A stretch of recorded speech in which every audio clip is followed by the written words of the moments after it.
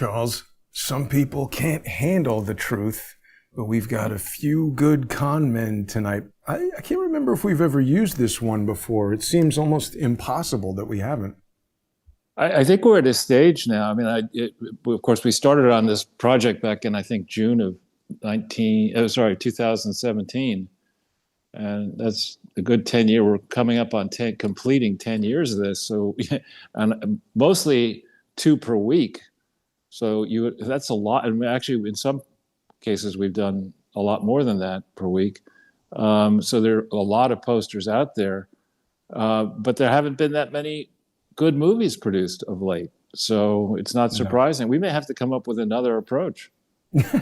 Start making our own movies and just call exactly. It whatever. But no, a few good con men and a woman, or, well, I mean, we're not biologists, of course, but Hillary Clinton, I don't know, they considered, what's her name, Demi Moore among the men. So we're just mimicking what they were saying. But Charles, everybody is talking about the Epstein files, and it's been a crazy deal.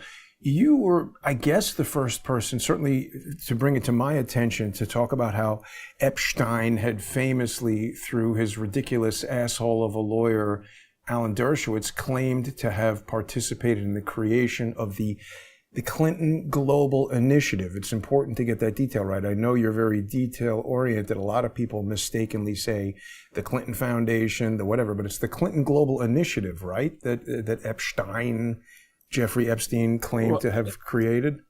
And therein lies the irony. I mean, here we are, or the essential problem that the Clintons now face. They say that they're going to sit for transcribed interviews, perhaps in front of Congress, maybe not in front of Congress, on the 26th and 27th of February 2026.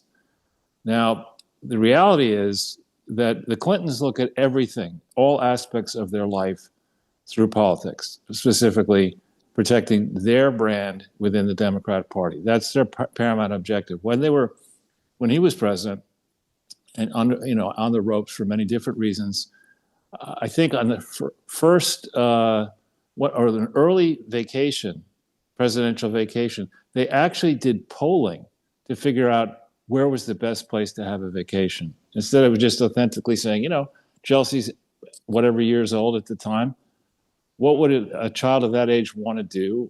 We're president of the United States. I can go anywhere in the world I want to go. What does Chelsea want to do? Or what do we three want to do to take a break? So they do polling to figure that out. And another thing that's kind of interesting about them is they obviously believe that they can game the system. Why? Because they have very successfully. I mean, Bill and Hillary Clinton have more skeletons in their backyard than most graveyards have. And somehow they're still celebrated around the world. Somehow she is getting all these honorary positions as chancellor of this university, visiting professor at that place, this institute named after her. They're still getting book deals and speaking deals, and families are probably getting, Chelsea and others are getting sweetheart arrangements. And yet at this date, no one really knows the truth about what happened during the 8 years he served as president. Why? Because you can't be certain that the records that were created in that period are actually stored in Little Rock. There are a lot of questions about provenance. And of course, during his presidency, the world shifted from primarily a paper-based record-keeping approach to using email and creating and having a lot of electronic records. So we don't really know, with regard to the Clinton presidency, what percentage of the record is stored in Little Rock. We don't know if it's 20%, 80%, 3%. We simply don't know. So one thing that we do know, with the famous Kamala Harris quote, "with the passage of time," moron, is that a lot of the Clinton insiders have made money off the presidency by publishing books. So these are supposedly loyal allies who, at the time books were printed, in the case of McAuliffe and others, Taylor Branch, people expected Hillary Clinton to be the next president of the United States. And therefore, any problems that might be created would probably disappear. Now, looking back at these books, it is crystal clear that one of the Clintons' approaches to serious problems is to delay, use any means possible to push things out. So now they face, in theory, this appointment in Samara. That they face perhaps political death on the 26th and 27th of February. What is one possibility? Or what are the possibilities that could happen? One is that they just say at the last minute, whoops, we have a health emergency, we have this emergency, Chelsea has a problem with one of her children, whatever the issue is, they push back past February 26th and 27th in a way that causes the House not to arrest them. So that, to me, that's the highest probability likelihood of what's going to happen on the 26th and 27th. Should they get to the 26th or 27th, having to testify under oath in front of Congress about what they were doing with Epstein, that's a question that, from what I see in the public record, goes back to the presidency itself. Jeffrey Epstein made it for him and for many rich people a very modest contribution. It was either $10,000 or $25,000, assuming he was a multimillionaire at the time. And with that, he made it to the president, something like the Presidential Historical Museum or something like that, which is a charity set up, I believe, in the Eisenhower period or maybe the Truman period, to raise funds for the maintenance of the White House. So he made, for him, a small contribution, but it's not a high priority for most people to help the government pay for something the government should already pay for. And so because of that contribution, he, and perhaps Ghislaine, but he was invited to a reception where he shook hands with Hillary, who was, I think, looking over this, maybe even with Bill. This, I think, occurred in around, from memory now, don't hold me to the date, but around 1995. So you have a record of Epstein getting in touch with Bill while he was still president, Hillary. But then in a technique that the chairman of Dillon Reed told me about, that he employed, which was whenever people have famous people have a problem, this chairman, when he was alive, and business people would call them up and say, hi, I'm the chairman of Dillon Reed. You don't know me, but our firm does many things. Can I come by and see you? Because, everybody makes mistakes, and maybe there's a way we can get you rehabilitated. So that may have been the approach that Epstein used to get back on the gravy train, or to get, a much higher profile than perhaps he ever, in hindsight, wanted by September of 2002. Remember that on the way out the door to the White House, Bill made, I think, a very fateful error, pardoning in the way he did a lot of people at the last minute, literally at midnight and shortly after midnight, the final moments of his presidency. The deep state and the swamp have been very effective at shifting our attention onto Mark Rich and Pincus Green, and not having us go into the kind of depth that we all should be going to all the other people he pardoned. A lot of them are problems today, including Susan Rosenberg, who was very much involved in the suspicious fundraising for Democrats, and for noxious causes that basically shouldn't be tax exempt. She's somebody who actually blew up, or tried to blow up and detonated explosives, a federal building. Why would you commute or pardon that lady? She should have served out her term. What kind of a message does that send? It's okay to blow up a federal building, because eventually a crooked president is going to give you a pardon. I'm much more concerned about that than Mark Rich. And he shouldn't have gotten a pardon either. But I think I believe he pardoned a bunch of the Puerto Rican terrorists as well. Yeah. FALN or something like that. And that comes a little bit closer to home, because my father-in-law was, I believe, I don't know that he was there the instant the bomb went off in Francis Tavern, but I think he was in proximity to it. Why would you ever pardon people like that? What does that what kind of a message does that send about the Clintons? Anyway, if they're going to go ahead and testify truthfully under oath now, on the 26th and 27th, and they go into the rabbit hole of what Bill was doing with Jeffrey Epstein from after January 20th, 2001.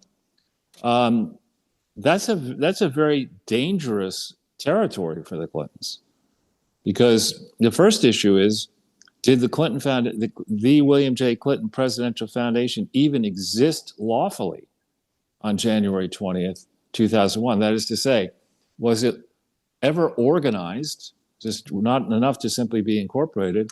Did the Board of Trustees, the non-lawyers who first got onto the Board of Trustees, did they ever officially adopt articles of incorporation that the incorporators, the three lawyers, Kendall, Seligman, and Tisdale from the Arkansas firm, Bruce Lindsay's firm, did the trustees ever go in and say, okay, one of our first acts now that we've been appointed, we're going to officially amend the articles of incorporation to remove the section that discusses incorporation, and instead say that, the trustees adopted these articles.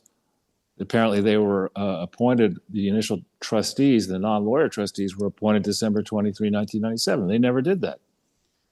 Did they make sure during the term, why didn't they file the first 990 on May 15th, 1998? Did they truthfully disclose their related party relationships? And the answer to that question is certainly not. Did they disclose any business arrangements that may have been made? Did they disclose how they were funded in 1997 and 1998? Truthfully, of course they didn't. In 98 and 99 and 2000, did they have the required officers? They needed a president, a secretary, and a treasurer. Did they have them? In 99, did they have 3 trustees? So, there are a lot of, and remember, Bill and Hillary cannot say that they don't understand the law. And they certainly can't say that they don't understand Arkansas law. They could try to say that maybe they don't understand New York law, which is tougher on charities than Arkansas law. But, that's a very difficult place to go. Now, if they set this up the way they generally do, where, yes, there's an inquiry, but a Democrat representative has 5 minutes to ask questions. That's followed by a Republican, but Democrat. If you do it that way, you're never going to get the head of steam up that you want to get on and really getting to the bottom of what happened here with Epstein, because the Republicans will try to ask questions and the Democrats will object to anything that a Republican say. And then the Democrats are going to spend time saying, Mrs. Clinton, why aren't we talking about January 6th or something like that? They'll ask they're that. going to. They say that, or they'll say, if it's Mrs. Clinton, they'll say, I guess she wasn't the first female Secretary of State. That was Madeleine Albright, but she, they're just going to praise her.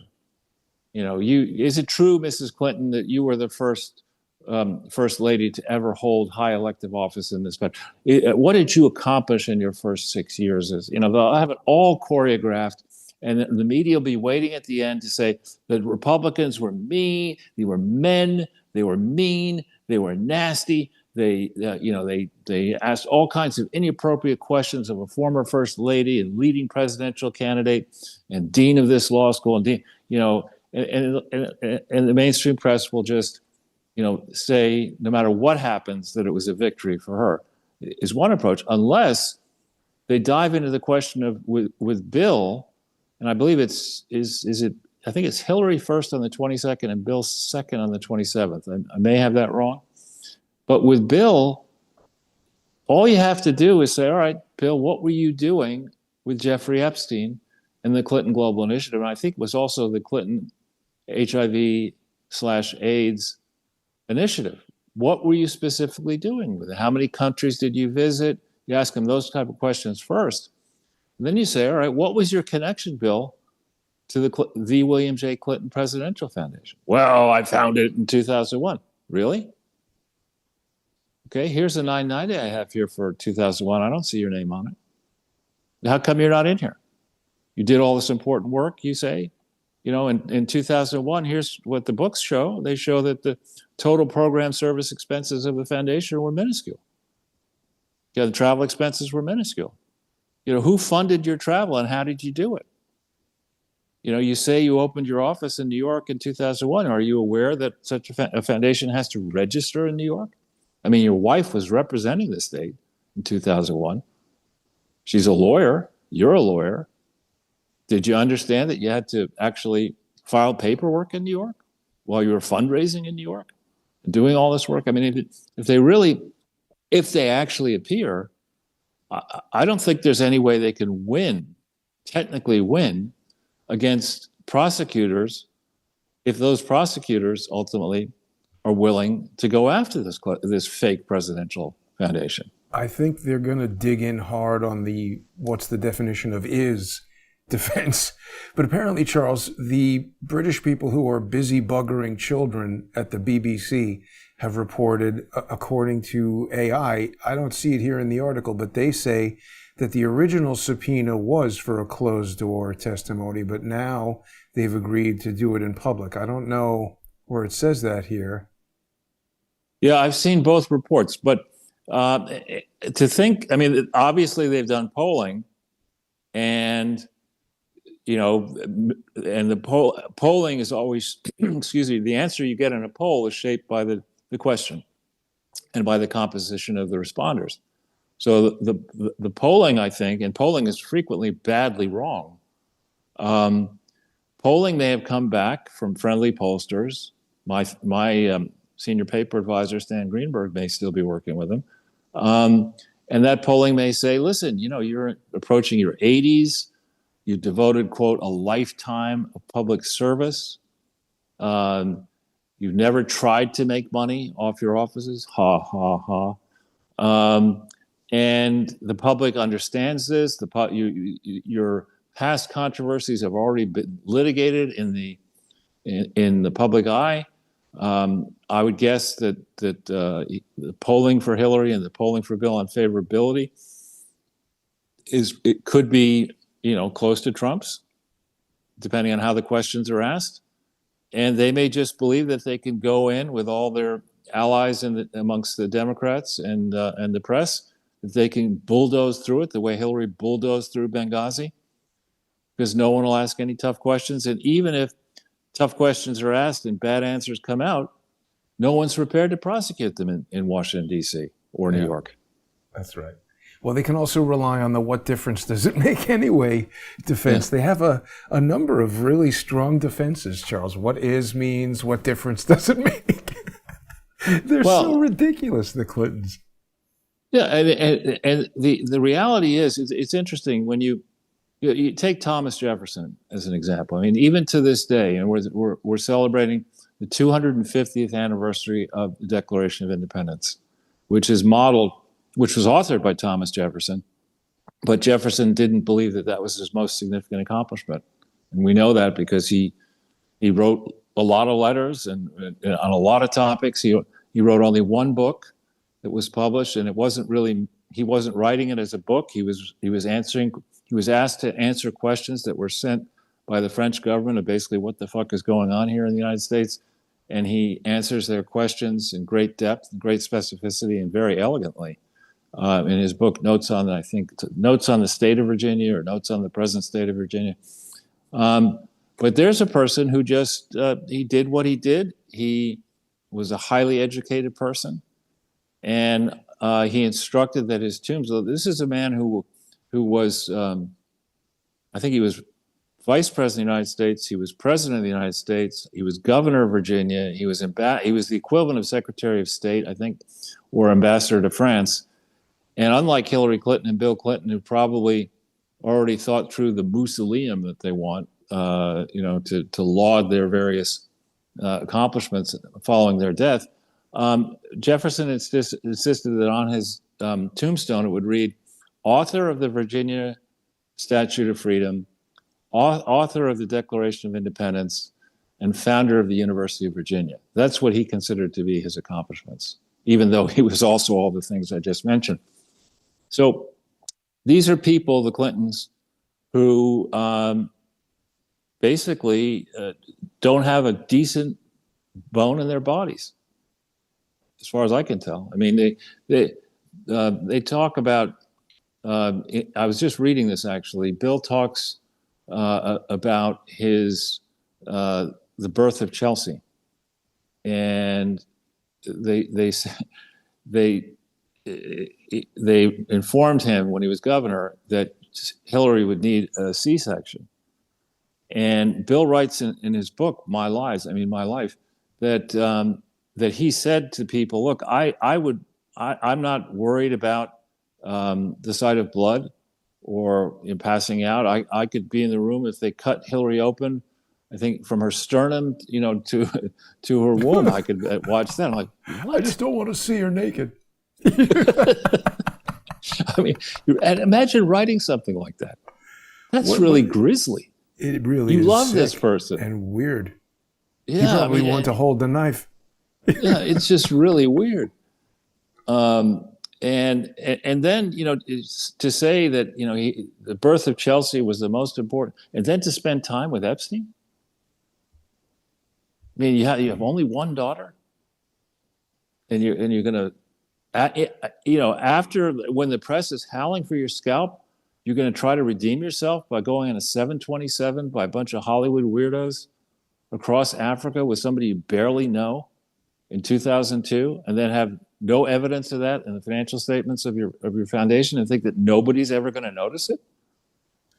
Charles, this wasn't Bill Clinton's first foray into insane. There was that guy in Arkansas who I think was convicted for cocaine trafficking. What was his name? Dan Lassiter? Lassiter, exactly. They were accused of turning 16-year-old girls into drug addicts and then prostitutes. Lassiter was, at least. Right. And again, the way I, now in my advanced age, looking back on life, people understand, I think, mature people understand that you're never going to be lauded by 100% of the people who evaluate you. Right? There are going to be people who look at life through one prism and say, you're white, you're evil for that reason, nothing you can do will ever redeem yourself. And then there are other people who are, the other end of the spectrum. So a good, happy result is if you can get to 51% popularity. And as far as the president's concerned, I mean, being president of the United States, you are the designated recipient of the world's shit. Any problem that happens on Earth, you gotta respond to it, right? So you're never going to satisfy everybody, and in time, you will be judged. And Bill Clinton didn't reluctantly run for president, nor did Hillary. These are people who, from their earliest moments, decided they wanted to be president of the United States. So they can't say they didn't want this. And Charles, I don't want to stop you while you're on a tear, but we're just a minute away from making our way over here to the First Amendment Forum, where sponsors of the show can join us on subscribestar.com and patreon.com/crowdsourcethetruth, or on crowdsourcethetruth.substack.com. People can also see it by sponsoring me on X. Follow me on X at JG_CSTT. Subscribe there. And people get all the sponsor exclusive content. A lot of the comments right now, Charles, are saying that the birth of Chelsea was the most important day of Webb Hubbell's life. I don't know if we want to address that in the in-depth conversation, but we've got just a minute left. There's still a lot to discuss about this. Yeah, I was just going to say that when you're thinking about a presidential library or having a library about yourself and your presidency, if you're confident that on balance you've done more good than harm, you want the harm to be addressed, right? All the controversy of your presidency, you want the information out there, and you want the good stuff in your presidency out there, and you hope on balance in time, as people, as passions cool, as participants die off, that you can have a dispassionate evaluation. This is just pure propaganda. This is a propaganda institution. Gotta let that statute of limitations run, Charles. Exactly. So Bill Clinton is very cognizant of that. Depends on what his definition of is. So we'll break right here, Charles. We'll be back in 5 minutes. I hope everybody will stay with us. Follow me on X at JG_CSTT. I've just dropped a counter lawfare bomb on there if people haven't seen that yet. And then don't go there now. Stay with us for the sponsor exclusive segment on crowdsourcethetruth.substack.com and subscribestar.com and patreon.com/crowdsourcethetruth. Huge thank you to everybody who makes the show